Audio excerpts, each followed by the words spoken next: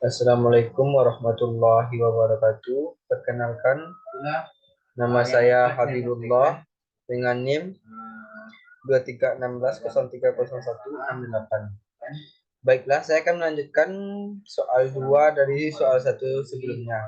Catatlah transaksi berikut ke dalam jurnal umum dengan metode perpetual dan metode periodik. A. 1 Juli 2013 PT A membeli barang dagang secara kredit ke PT C senilai 1.200.000 dan syarat FOB Donation 3/10 N/45 dengan biaya transportasi 100.000. Dan B. 4 Juli 2013 PT A mengembalikan barang kepada PT C atas pembelian kredit tanggal 1 Juli 2013 senilai Rp200.000.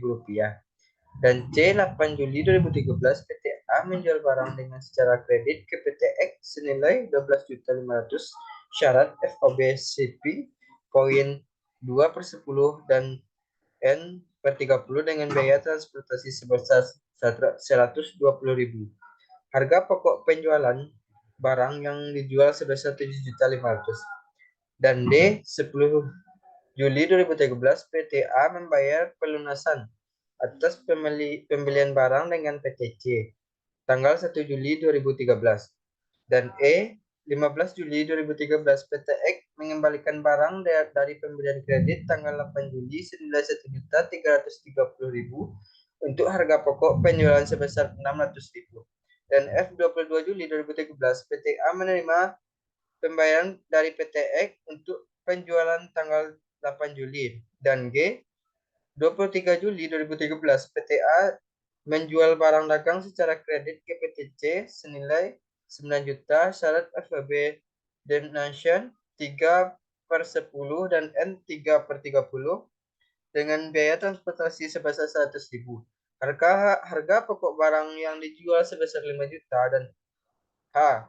30 Juli 2013 PT A menerima pelunasan dari PT C untuk menjual tanggal 23 Juli 2013. Berikut jurnal perpetual.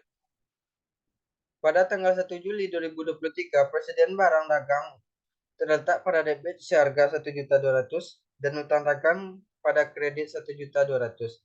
Pada tanggal 4 Juli, utang dagang terletak pada debit seharga 200.000 dan persediaan barang pada kredit 200.000. Pada tanggal 8 Juli, piutang dagang terletak pada debit 12.500.000 dan penjualan pada kredit seharga 12.500.000 dan harga pokok penjualan 7.500.000 terdapat pada debit dan persediaan barang dagang terdapat pada kredit seharga 7.500.000.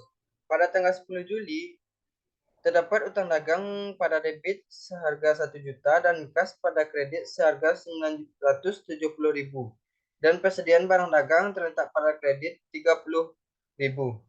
Pada tanggal 15 Juli, retur penjualan debit 1.330.000 dan piutang dagang terdapat pada kredit 1.330.000 dan persediaan barang dagang pada debit 600.000 dan harga pokok penjualan di kredit 600.000.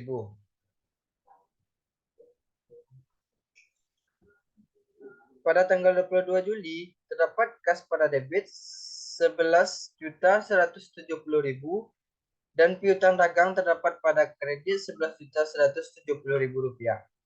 Pada tanggal 23 Juli, piutang dagang pada debit 9 juta dan penjualan pada kredit 9 juta. Dan beban angkut penjualan pada debit seharga 100.000 dan kas pada kredit seharga 100.000 dan harga pokok penjualan pada debit 5 juta dan persediaan barang dagang pada kredit 5 juta.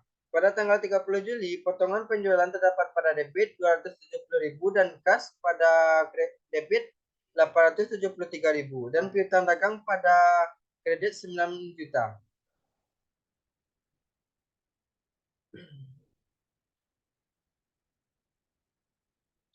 Berikut jurnal umum metode periodik. Pada tanggal 1 Juli, pembelian terdapat pada debit 1.200.000 dan utang dagang pada kredit 1.200.000. Pada tanggal 4 Juli, utang dagang pada debit 200.000 dan return pembelian pada kredit 200.000.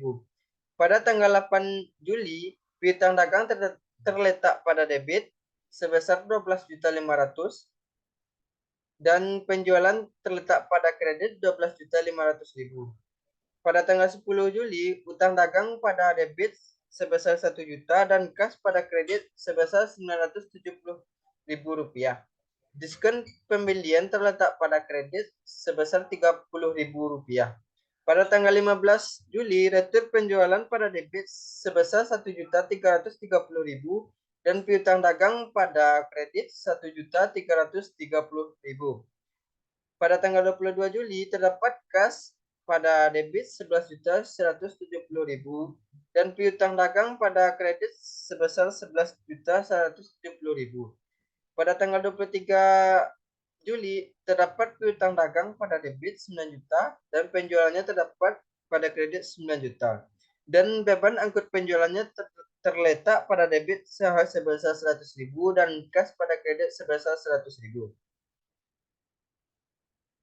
Pada tanggal 30 Juli, terdapat kas pada debit 8.730.000 dan potongan penjualan pada debit juga 270.000 dan piutang dagang pada kredit sebesar 9 juta. Ya. Baiklah, ini pemecahan soal nomor 2 yang dapat saya selesaikan. Saya akhiri dengan wassalamualaikum warahmatullahi wabarakatuh.